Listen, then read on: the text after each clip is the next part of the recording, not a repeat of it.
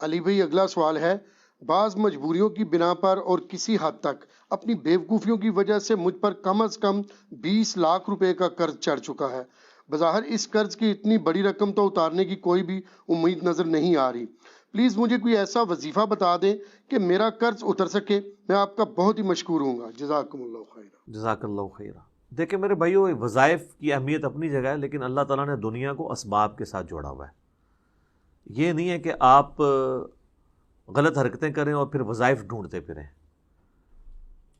آپ اپنی زندگی کا خود احتساب کریں کہ آپ معاملات کو کس طرف لے کے جا رہے ہیں، کیوں آپ نے اپنے اوپر اتنا زیادہ قرضہ چڑھا لیا ہے۔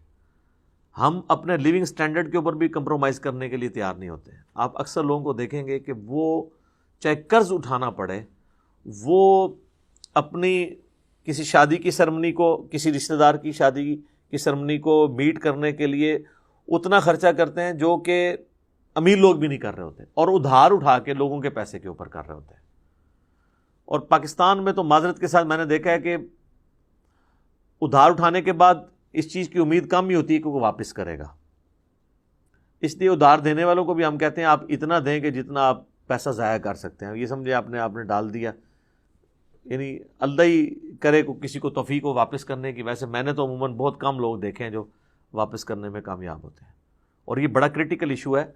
صحیح مسلم میں حدیث ہے، نبی صلی اللہ علیہ وآلہ وسلم نے فرمایا کہ شہید کے تمام گناہ معاف کر دیے جاتے ہیں سوائے قرضے کے۔ اور پھر آپ کے فرمان ہے، اس میں الفاظ ہیں کہ مجھے جبرائیل علیہ السلام نے قرضے کے بارے میں بہت تاکید کی ہے۔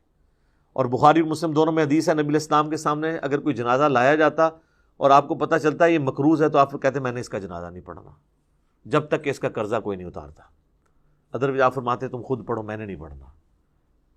یعنی آپ ایک ڈومیننٹ پرسنالٹی تھے، تو آپ یعنی ایک پروٹیسٹ کے طور پہ نہیں پڑھتے تھے۔ پھر اسی حدیث میں بخاری مسلم کی آتی ہے کہ جب اللہ تعالیٰ نے آپ کو وسعت دے دی غزوہ خیبر کے بعد، تو پھر آپ نے آیت تلاوت کی، النبی اولیٰ بالمؤمنین من انفسہم وازواجہ امہاتہم۔ نبی علیہ السلام مومنین کی جانوں پر ان کی جانوں سے بڑھ کر حق رکھتے ہیں، اور نبی کی بیویاں امت کی مائیں ہیں۔ تو پھر نبی علیہ السلام کو جب وسعت ہوئی تو آپ مقروض کا قرضہ خود ادا کر دیا کرتے تھے اپنی جیب سے، یعنی وہ بیت المال میں سے، خمس میں سے، جو اللہ تعالیٰ نے 5واں حصہ اہل بیت کے لیے، نبی علیہ السلام کے لیے رکھا ہے۔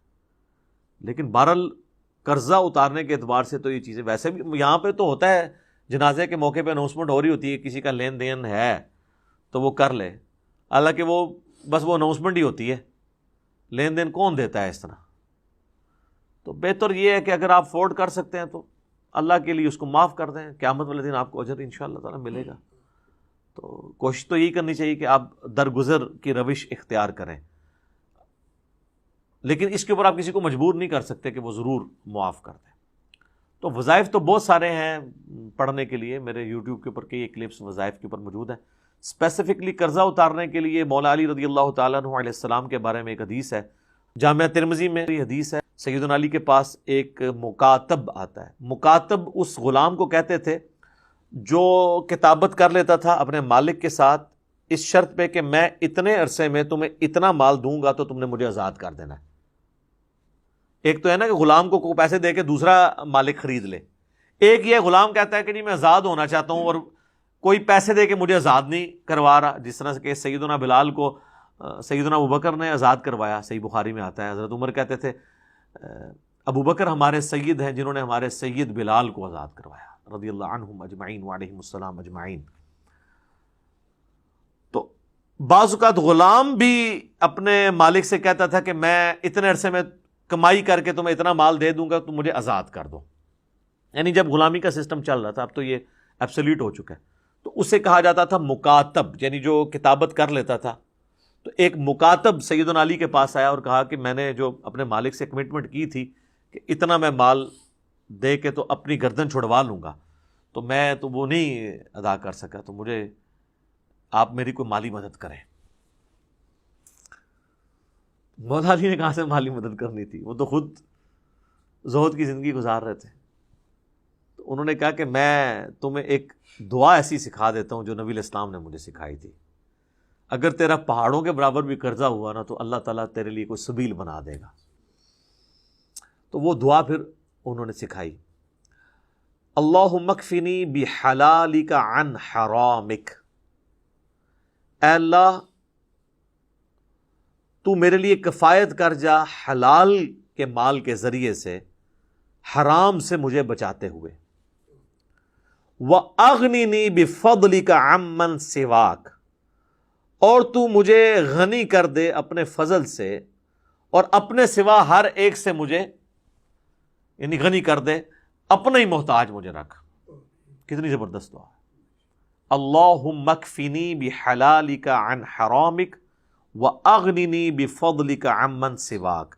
مشکات کی دوسری جلد میں مختلف دعاؤں کی جو یعنی مختلف اوقات کی دعاؤں والا چیپٹر ہے، اس میں آپ کو یہ حدیث مل جائے گی۔ چھوٹی سی دعا ہے، دیکھ کے پڑھیں، کچھ عرصہ زبانی یاد ہو جائے گی۔ یہ ہے، اس کے علاوہ میں نے 3 وظائف بتائے ہوئے ہیں۔ صحیح بخاری میں حدیث ہے، ابراہیم علیہ السلام کو جب آگ میں پھینکنے لگے تھے، انہوں نے پڑھا تھا حسبنا اللہ و نعم الوکیل، ہم نے اللہ ہی پر بھروسہ کیا اور وہی بہتر کارساز ہے۔ اور ابن عباس کہتے ہیں کہ تمہارے نبی بھی مشکل میں یہی پڑھتے تھے، حسبنا اللہ و نعم الوکیل۔ بلکہ سورہ آل عمران میں آتا ہے کہ اہل ایمان کو جب خبر ملی کہ کافر ان کے خلاف سازش کر رہے ہیں تو انہوں نے پڑھا حسبنا اللہ و نعم الوکیل۔ یہ تو وظیفہ قرآن میں آیا ہے۔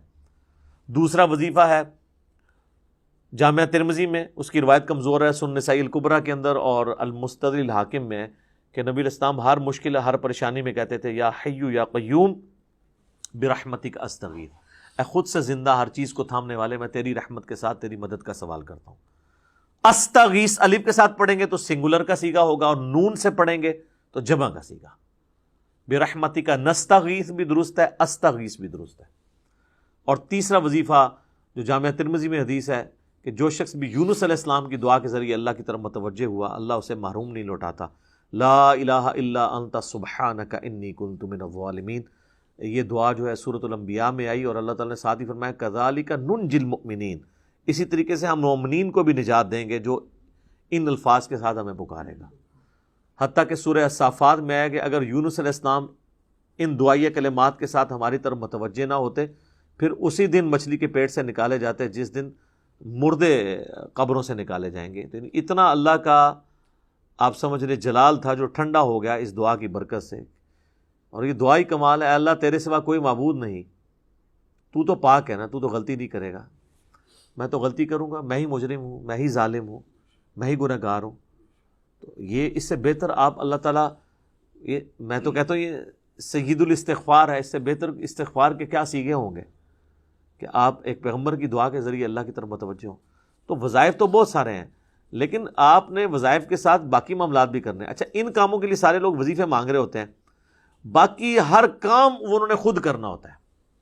آج تک کسی نے مجھ سے یہ وظیفہ نہیں مانگا کہ مجھے کوئی ایسا وظیفہ بتائیں کہ مجھے نا بس صرف ناشتہ کرنا پڑے، باقی 2 ٹائم کی روٹی کھانی نہ پڑے، میرا پیٹ خود بخود بھر جائے۔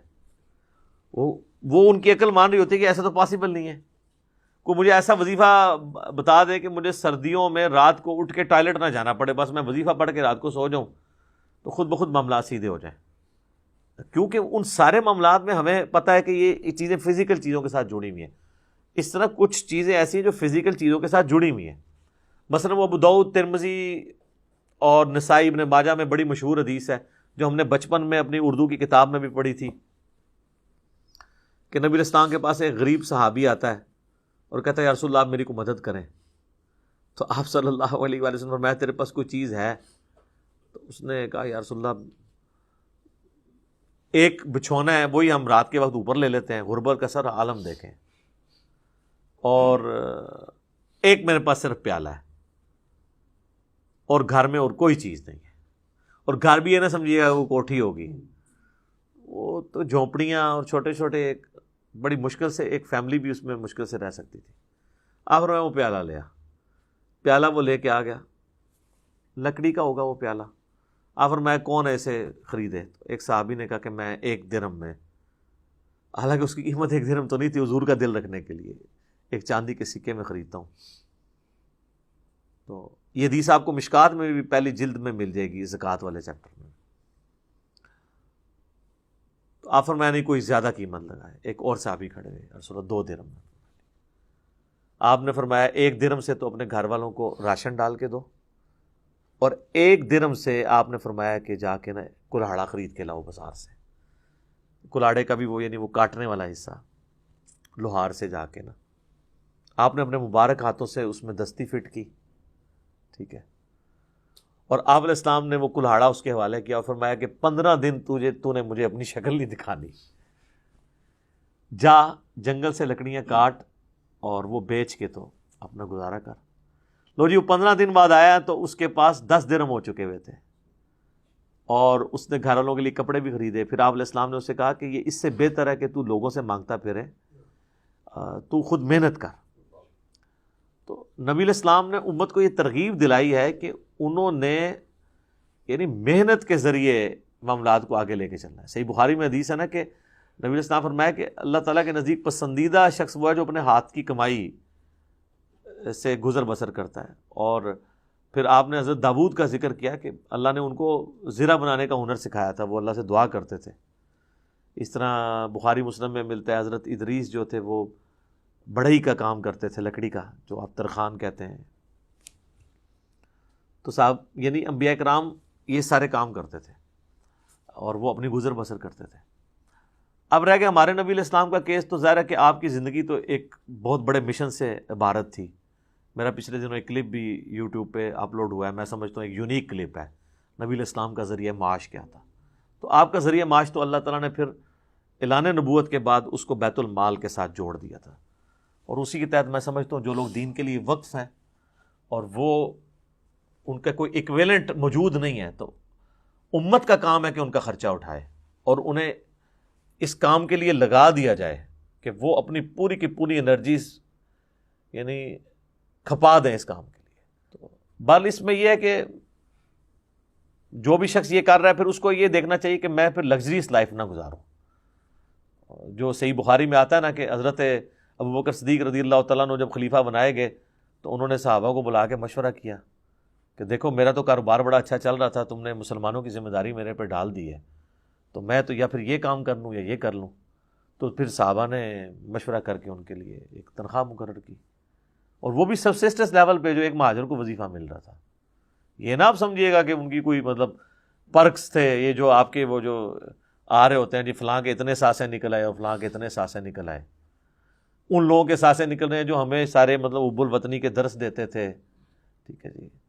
اور پھر ہمیں تو اپنے پرائم منسٹر صاحب پہ گلہ آتا ہے، وہ ہمیں یہ بتایا کرتے تھے کہ جی لیڈر وہ ہوتا ہے، محب الوطن وہ ہوتا ہے جس کی جداد اپنے ملک میں ہوتی ہے، جینا مرنا ادھر ہوتا ہے، جن کی جدادیں باہر کے ملکوں میں ہوتی ہیں تو وہ لوگ آپ کے ساتھ مخلص کیسے ہو سکتے ہیں؟ اب وہ سارے لوگ ان کے ساتھ بیٹھے ہوئے ہیں۔ تو یہ مطلب بھاشن دینا کسی کو بڑا آسان کام ہے، اپنے اوپر جب بات آتی ہے نا تو میں نے تو دیکھا اللہ معافی دے، جتنا ہم علماء کے قریب ہوئے ہیں نا، جتنا قریب ہوتے ہیں نا تو پھر متنفر ہوتے ہیں۔ یہی حال پولیٹیشینز کا اور باقی لوگوں کا بھی ہے۔ کسی کا اللہ نے پردہ رکھا ہوا علیحدہ بات ہے، ادروائز آپ قریب ہوں تو بڑے تلخ تجربات ہی اس حوالے سے ہوتے ہیں۔